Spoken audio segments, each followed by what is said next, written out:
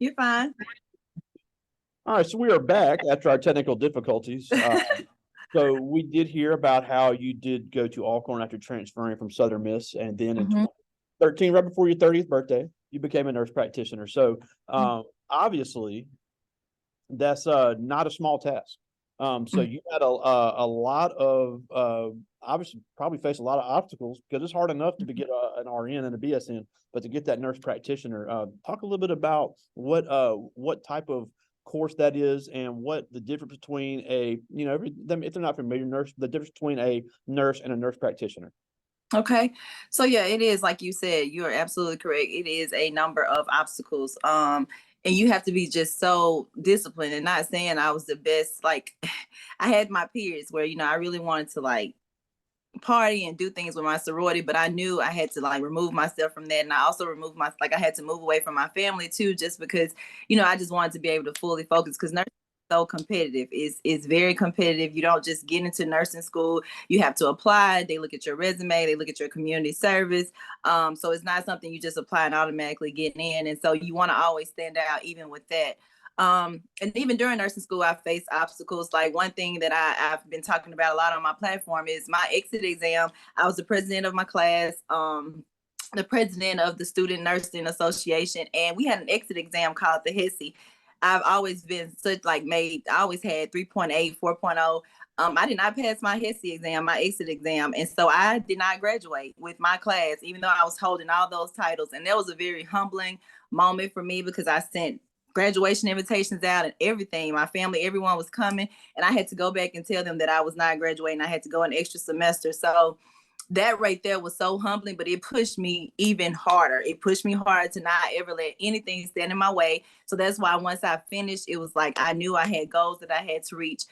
With being a registered nurse, you can either receive your associate's degree or your bachelor's degree. And so those two different areas, it kind of puts you in the realm of where you're trying to go as far as with your career. So with your associate's degree, the pay is not really that big of a difference. Sometimes people say maybe a 50-cent difference. So it's not really a big difference in pay when you first coming out of school. The thing is, if you want to get into leadership, if you plan to go back to school, you need to make sure that you go back for your bachelor's, or even start with your bachelor's, because then that's when you can go, forward to get your master's. And they can be a master's in education. It can be a master's in, we have informatics for nursing. You have nurse practitioners. So it's not just, one realm, which is the great thing about nursing. You can do, if you love technology, you have informatics. If you love whatever age group, kids, adults, geriatrics, which are older people, it's so much you can do. And so then with being a nurse practitioner, that requires you to have your master's degree in nursing. And they are trying to make it a rule that you have to have your doctorate as well. But when I did it, I did not have to have my doctorate to become a nurse practitioner. So what is the big difference? So as a nurse, I carried out orders that other nurse practitioners wrote, or physicians wrote, but with being a nurse practitioner, it's the flip side. So that's why I always tell my students now, know why you're doing what you're doing, because if you ever plan on going back, you're going to be the one writing those orders. So now I write the orders, and nurses carry those out. And of course, you hear like my title is Dr. Jawanner Davis, nurse practitioner, but I am not a medical doctor. I received my doctorate in nursing. So it is a difference per se, because I didn't go to medical school. I went to nursing school, but I still practice. I can do all the things, write prescriptions, see patients, manage patients solely by myself. I can own my own practice, which I do. So it's just they practice on a medical type platform, and we practice on a nursing platform. So, but it's all to better the patient. So yeah. Yeah, that's awesome. And that is it in a nutshell. And I'm not an expert on nursing, but I do know a lot of medical institutions will at least partially pay tuition assistance to advanced nursing because they want to hire from within. So for anybody watching later, if they're interested in nursing, you can get your foot in the door, get some experience in the field, and then go to school part-time while you're getting those degrees. So that is a great way to work with the nursing platform, because the nursing jobs are not going away. So, and obviously that led you to start Immerse Health and Wellness there in Memphis. And just a little bit, I know you guys have an interesting story. You and your husband started it, and y'all run it together. And you actually had a child with some skin issues that you saw a need for. Now, one thing we've talked about with a lot of our business owners is they may already do something that other people do, but they see an issue that's not being solved in their community, a service that's not being offered, and they find a way to offer it themselves to their target market. Now, like we said, you can be a nurse anywhere, but it's different when you are a nurse and then you're running your own business. Mm-hmm. So different. Yes. So yes, so two businesses, Mal's Magic Mix, which was started in 2020, actually during the pandemic. My son Malachi, that's where Mal's comes from, suffers with eczema. Right now, if you see him, you cannot even tell that he has eczema. His skin is like perfectly clear now. But the issue with that, like you were saying earlier, taking him, of course I'm a nurse practitioner, but I don't do dermatology. So that's not my realm. I am emergency medicine and ICU. And so taking him to multiple allergists and dermatologists and all these things, and nothing was working, trying to manage his diet. And so the critical thinking part of nursing, you always can just take things and really just see like what you can do with it, and especially if you start having a passion for it. And of course, my son, I didn't want him to have alligator skin because literally that's what he had. And so I started reading the ingredients and really started looking into like just different oils and different things like what is eczema, and like why does it cause the flares, and like what does it do to the skin. So even with doing that, I released it in 2020, never ever thinking that I would be an entrepreneur. This was something I had been using on him since 2017. So I didn't release it till 2020. And I just literally put the jar on Facebook and said, oh, this is what I'm using on my son's eczema. And everybody went crazy because I showed before and after pictures. And it's like it became like a name of its own. Like it became a brand, Mal's Magic Mix. I formulated the eczema relief balm, a balm for pimples, for your scalp, people that have very bad dandruff. And I've also recently formulated 2 body washes, which is for eczema, and just a hydrating body wash. And then, of course, my practice, Immerse Health and Wellness, is in downtown Memphis, and that's something my baby right now. I just opened September of 2022, and it really is a focus on overall health and wellness, just really having that one-on-one relationship. Again, as a nurse, we always get told that we're so great at the bedside, that we listen more, that we're just very caring. We look at the whole person. So me, health and wellness was such a big deal. I specialize in hormone replacement therapy. So that's menopausal people that's not in menopause, men and women. IV therapy, which involves vitamins, because we know we don't eat right, we don't drink the things we should, we like to still party and do things. And so learning how to truly detox your body and getting those vitamins that you need. Weight loss, of course, Mississippi, we know the South, we rank high on obesity. So really focusing on that now. But the overall thing is for people to see me. I'm 39, recently had a birthday, but I consider myself very approachable and very, I want people to know, like, sometimes they think medical people, we're not real. We're like robots, but we go through the same things, like even mental health and like things that you can do for that. So it's really been my platform to just be that voice for my age group, for those who are younger, because I mentor to a lot of younger people, and then just even to the older generation, because they're still trying to live their lives and be the best that they can be. So I'm super excited about Immerse Health and Wellness. Yeah, and you mentioned the older crowd because it's like with all of our other business owners. Technology changes, medicine changes. There's things that the older generation may not have had when they were our age, and that's something else that you can offer to help better their life. Now, the one thing we mentioned before we started recording is we've had other professionals start businesses, and they say, "I was trained to do this." X, Y, and Z. I was, obviously you have a lot of medical experience. You have a lot of experience working with customers, but what background in running a business did you really have before you opened the doors? Zero. I had zero, zero knowledge. And I will tell you, like, it has been, it's different. It's different. I mean, it's just different. That's not what we go to school for. It's like we do math, like with medications and drug calculations and things like that, but you don't handle numbers when it comes like revenue and billing and, doing social media and how the background and the algorithms, oh my God, it's just a lot. And so it still boils down to that drive that you have, and you always want to learn. So it's almost like, you can get to a point where you never stop learning, but you get comfortable like in certain areas of nursing. Like for me, I got very comfortable in ICU, which is why I went to the ER, because I wanted to be challenged. So it's the same thing with being an entrepreneur. It's so much I don't know, and you really don't know what you don't know. And so asking questions, but surrounding yourself by people really that's not like you, which is what I'm having to do now with my business, because it's not my lane. So I'm having to learn the backdrops and the things that you should do, the back office things. And so that still makes you grow as a person. So then you just becoming this full figure person because you having to learn it. And when it's yours, you're gonna really, really learn it because no one's gonna care about your business or your practice like you will. So Absolutely. And one thing I always say, there's something you don't know how to do, you either need to learn it or at least hire. I know there's a lot of businesses now that gear towards small businesses where they'll work on a part-time contract basis. Well, they'll do your accounting, they'll do your web design, they'll do all that. So trying to overwhelm yourself can actually be more taxing than actually spending a little bit of money and getting that done.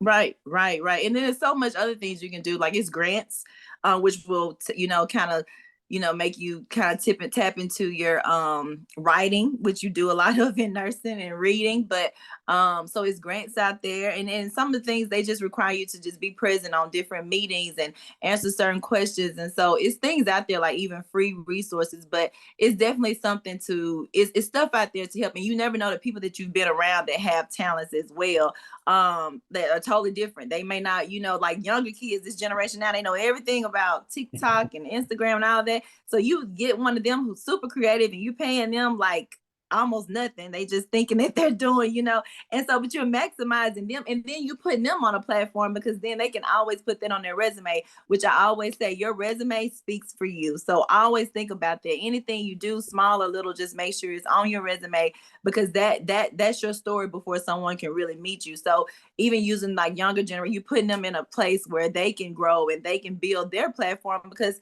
that's a multi-million-dollar platform as well, social media. So yeah, it just all comes full circle.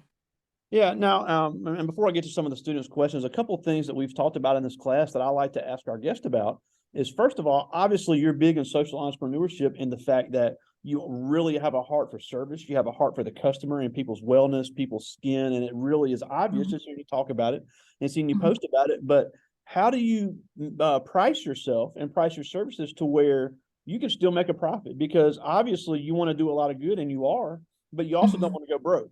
So how do you determine your pricing when it comes to what you're offering?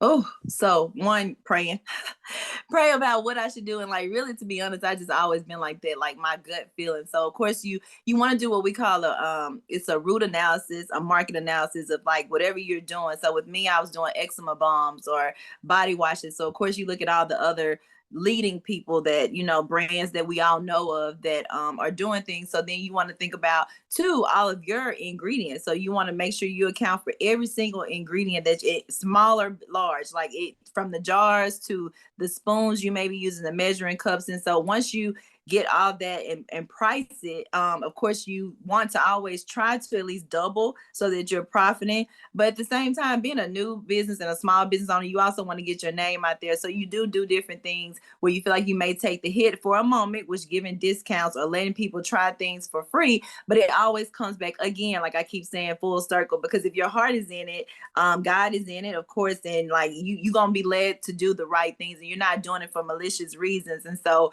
it's really just, you want to profit, but at first, like I've always been told, the first 2 years, you're not going to profit like you think you should, but at the same time, you're in that grind and you're really just trying to gain exposure. So when people see you, just to know, oh, Miles, like I was somewhere the other day walking into church, actually Sunday, and this lady walked up to me and she was like, oh, she said her friend's name, and she said, you do Miles Magic Mix and it works great on my son. So it's like, I never had met this person, and so those little things like that, like when you become the face of what that you're trying to do, and that's helping so many people. So Yeah, and also, I always say sales is the most mental game you can play because you can offer small things that can justify a higher price. You can change your packaging. You can have a cute little bag and bow for people to take pictures of. If you're putting better ingredients in, that justifies having a higher price. It does. And sometimes even like the packaging, it's funny that you say that because I was so like on my packaging, I wanted all the frilly and the cute and all that and pop open and do all this stuff, but it was like that was not in my budget.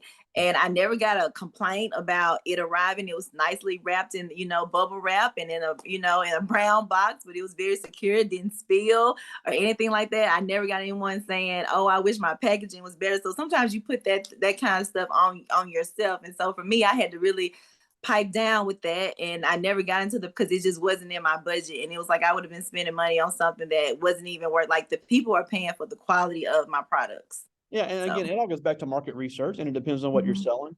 mhm, If you're focusing more on product quality, that's a very valid point. mhm, mhm, Everybody's business is different. Now, and another thing, and you've talked a little bit about this, is with both businesses, especially on the one you just opened, how do you market yourself and put yourself out there? Because I'm not 100% familiar on the kind of competition you would have on your mhm. practice, but obviously it's something new, and you saw a need for it. So how do you market that and show that people can use it? So one thing is you as a person, your name will follow you forever. So that starts with being in school, when you work a job. Just always know that your name will follow you, and so you build a reputation. And as long, and then if you're in a city for a long amount, like for extended amount of time. So I've been in South Haven, Mississippi since 2012. So that's a little bit over 10 years. But I've worked in the ER, so you know how many people I see there. I've worked in urgent cares. I've taught at the nursing program up here. I've spoken at conferences. I've been on the news here, but these were all opportunities that I was asked to do, and I took, I really took advantage of those. And so I built that reputation so that once if I ever decide to do this, it's like my reputation stood for me. So people, you would hear little people saying things like, you would hear them saying stuff like, when are you going to open your own practice? I want to be your patient. So when you start hearing something over and over, sometimes the Holy Spirit would just make you feel like, okay, I really need to be like focusing on this. So that's definitely what my biggest thing was. I knew that I had the support. And I also knew that there was a need, because a lot of people think, oh, physicians, they're older, they don't listen. And sometimes, it's just being relatable, even with being African American and a female. I'm still considered young, I guess. And so, just wanting to be so relatable, and people being comfortable talking to me. So kind of trying to change the eyes of what medicine looks like, what taking care of yourself looks like, what talking about different issues that are not comfortable looks like, and me talking about issues that are not comfortable and being that open book to people. So I think that's what you have to stand on to build your practice. Yeah, and obviously, in any type of medical or health field, a lot of times females are going to be more comfortable talking to females because obviously I'm no medical expert, but male medical issues and female medical issues are completely different, Different. in a lot of ways. But having that, I agree, having that extra voice in the community can be fantastic, and showing that you offer that. Mhm. Like you said, the brand speaks for itself. Now I do have some questions from the students, and these are all seniors. But I almost forgot one thing. Now this Okay. class does a good job of this. But Okay. one thing I wanted to document is that you talked about putting your brand out there and speaking, Uh-huh. selling. And I'm a big believer in you can be an okay business person, but if you can sell, you can make up for a lot of shortcomings. Now, like I said, this class here does a great job presenting. I don't have to twist their arm, but a lot of our students, they just want to grunt and groan, think we're being so mean, having them Uh-huh. present themselves. But at the end of the day, if you want to do business, you got to be able to talk. So Mhm. obviously, how much of that, even in a non-medical entrepreneur setting, how important is that when it comes to putting your brand out there?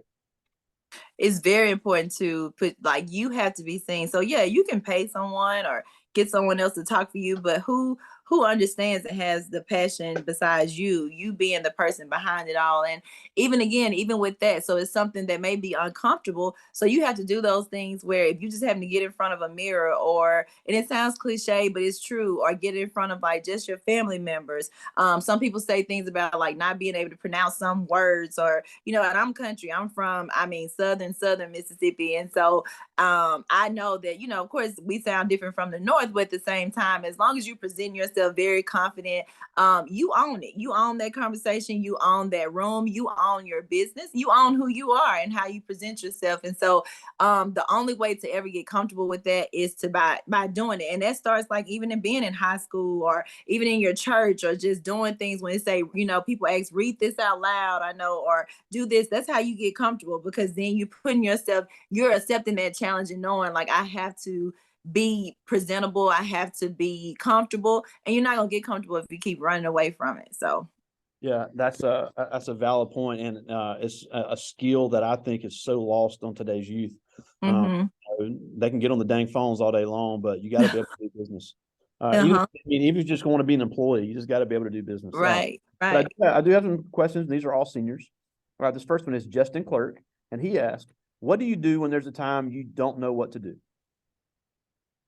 Ooh, so when you don't know what to do, you phone, you call someone. It's someone, like when you build that network of people, it is somebody that you can call for something. And then of course now we live in the world of technology. You can almost Google everything, which even with Googling though, you need to make sure that, the resources that you're doing are how valid, the validity of them. But if you surround yourself around the right people, even when it comes to like accounting and stuff that I don't know, or any little thing, from waste, just like disposing, like stuff I didn't know about with needles and what to do, how to help people. It's like it's somebody for everything. Like literally you can Google, or I'm sure someone in your circle, if they don't know, they know someone. And that's when you start really paying attention to your circle, and realizing how diverse it is.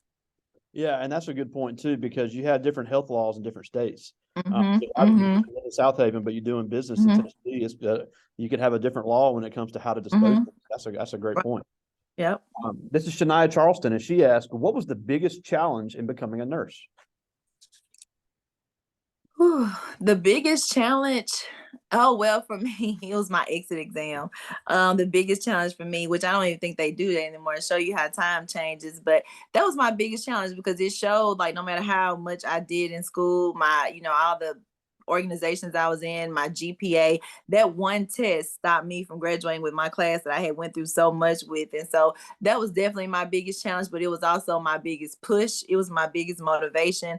I turned that situation, which I thought was so detrimental, into something that I didn't stop after that. Like after that, it was sky's the limit. Like passed my boards with the minimum questions, just always soared after that. So it was just more of like realizing that was a humbling situation for me, and I use that as to show like you're not just gonna soar through life. You're gonna have some obstacles, but just how you manage them and what you do after them is definitely where it'll take you. Oh, absolutely. We'll talk more about that in a second. This is Amarion Bolden, and this is an interesting question. He asked, "How hard is it for you to tell someone that they don't need a medicine that they think they need?" Oh God, I had to do that all the time. I work in the ER. Oh goodness, yeah. So, I worked in the ER for a while, forever, and so of course everyone wants what they want, and we live in that's the world that we're in. They know what they want. They've Googled it. Their friends on it. Their moms on it, whoever.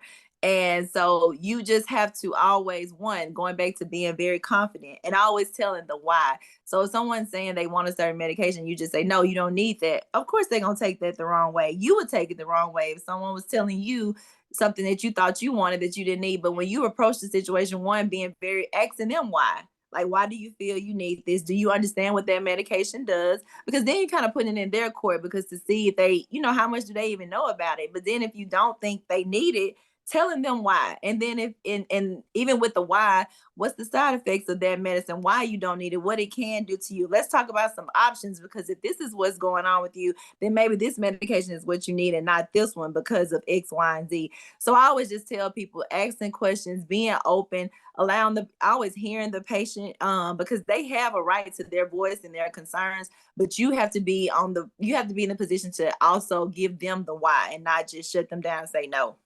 Yeah, absolutely.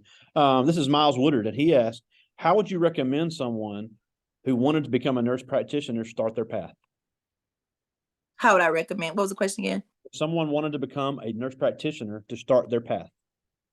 So, while being in the nursing school, I would say, I mean, not nursing school, while being in high school, you can volunteer. No one's gonna turn you around at, I mean, even like nursing homes, hospitals, they always want volunteers. I mean, even if you just like pushing the wheelchairs, doing, you just in that, you're in that world. And then just really, one, two, reading about it first before you even do that, to make sure it's something that you want to do. Because so many times people say, oh, I don't like needles and blood. And that's not all nursing. And that's not the only path with nursing, which is so great and magnificent about nursing. But definitely doing your research first, because a lot of times people just say, oh, I want to be a doctor, or I want to be a nurse, or I want to be an engineer, and not really understanding what it is. So doing your research first, but then just always shadowing. Shadowing is probably the best experience you can get, because then you're seeing what they do. You following them. You're their shadow. So you see how their day starts when they get to work, throughout the day, how it ends. You can ask them how is it when you get home, if they have a family. So shadowing is definitely, I would say, is the best thing, so that you can know, you'll get that true feeling. Yeah. And this is Octavia Johnson, and she asked, other than your son, who was the key or what was the key force in you becoming an entrepreneur? I was tired of tired of working for somebody else. I worked very, very hard. I've always had 3 and 4 jobs, and it gets to the point where you just feel like, okay, I have a passion. I have the respect of my peers. And I'm tired of, even though, I mean, entrepreneurship, you work longer and harder, to be honest, because it's yours. So you're working more than whatever hours you may work a week, but it's different because it's yours. It's solely yours. It's coming. You're birthing it. You're on your own schedule. So how hard you push yourself is, how far your business will get or what you'll do to change it. And so it was that. It was more one to, and my son too. Yeah, my son was a big part of it, but at the same time, well, he's a huge part. Yeah, but yeah, because just because he's getting older, he's in activities. He plays football. I mean, not football. He plays baseball and soccer. And I didn't want to be that mom that missed things. So with your being a business owner, even though it requires a lot, you can manage your time and block out your schedule so that you can be around your kids or other family, friends, alone time. I mean, you need that as well. Yeah. Now we're almost out of time, and we thank you so much for joining Oh, us. you're But welcome. just a couple of things before we go. First of all, we have to mention that there was a member of this class that we lost a couple of weeks ago, and you're our Oh, first guest that we've had since he passed. And it's oh, good, as hard as these couple of weeks have been. It was so good to have somebody be able to try to get us back to normal, because he mhm. always had great questions, and we really miss him. But Oh, it's so sorry. great to be able to have our guest again, to have to show these young people what's possible. Um, Right. and as sad as it is, and as hard as it's been on us, it's great for us to have someone like you join us, and we really Thank appreciate you so that. much. I'm Um, honored. yeah. So, but before we go, you grew up in Mississippi just like these kids. So, you grew up as a young black girl in Mississippi. Mhm. You got. I mean, your resume just speaks for itself, and you left out some big parts that you're not telling. So you're very humble. So I appreciate that too, because I feel dumb just trying to put mine against yours. But No. but at the same time, you've also shown what's possible. So even, and I don't think anybody that's here with me today is really interested in the medical side, but we have a lot that are interested in being entrepreneurs. And we may have some that are watching later that may be interested in opening their own medical practice. So Mhm. what can you tell these young people that are going to be facing the same obstacles you're facing, or that you face and are facing as a young black business owner in the South or in growing up in Mississippi, that they can achieve similar goals? So one, don't be a victim to where you are or where you were born or how you were raised or the resources that you have, because it's so many resources out there. I will say having a mentor, just someone that you can really talk to, whether it's a teacher, someone at church, or whoever it may be, really reaching out to someone that really will help to push you. And it may be an uncomfortable push at times where it's something you may not want to do, but you trust them. You trust them to lead you in that path. And I did have great people along the way. And it was times where I was like, no, I don't want to do that. No. And they were like, no, you're going to do this, or you going to do this, and you need to do this, and you have until this time, like deadlines to do things. And so not saying it was a lot of stubbornness. I had it, but I was broken real quick. And then I will say, I'm big on just faith and being very solidified in your Christian walk. And so you can't do anything and just be able to like solely do it without the help of our Father. And so I always, with my students, I used to always put on their thing, on their paperwork, all God, because it's always all God, and to always strive for excellence. If you're striving for excellence, it's no way that anything else, like any obstacle, is still that you're striving. And when you're striving for excellence and doing it in the right, having the right momentum, then everything's gonna work out. And so don't be a victim to, oh, you were in the South, or you were born this way, or y'all talk slow in the South, and the South so slow, and all these things. It does not matter. When you walk into a room, you're dressed presentable. Even if you don't know how to dress, ask someone, how do I fix this tie? Is this skirt long enough? Should I wear these heels? Is this too tight? Like, it's things. Ask. No question is a dumb question, but no one knows if you don't ask. And so look it up, how to dress like a professional, how to speak like a professional. Getting these apps on your phone where it sends you words every day to pronounce, and it tells you a definition, or it tells you to fill in the sentence. It's just so many different things. But like I said, overall, just don't be a victim. to how you were raised or born, or how God picked the life for you, because we're all his children and he wants us all to be great. It's just all in the choices that we make and how we move about this world. So Absolutely. There's a lot of things we can't control, but we can always control our attitude, and we can always mm-hmm, control. mm-hmm, So just doing those is just such a big difference. So that's some great mm-hmm. advice. Now, before we go, tell us where to find your product. Okay. What was your question again? Tell us where to find your product before we go. Oh, okay, yeah. So Mal's Magic Mix. I'm on Facebook and Instagram. My website is www.malsmagicmix.com. So malsmagicmix.com. And then of course, if you just want to follow my practice and just know, I know I'm in Tennessee, but just things that I'm doing, I do a lot of educational talks about just different things that I offer. It's Immerse, IMMERSE, health and wellness. And I'm on Facebook and Instagram as well, and LinkedIn. Mm-hmm. That's awesome. Well, again, Yeah. and I apologize for the technical difficulties. Oh, that's That okay. was some great stuff. Dr. Jawanner Davis, all the way from Memphis, Tennessee. Thank you so so much for much. joining us today. Thank you, thank you, thank you for having me, and I really appreciate it. And I wish everyone nothing but the best. And like I said, always, always strive for excellence. Y'all got this. That's awesome. Talk to you soon, my friend. All right, thanks. Bye.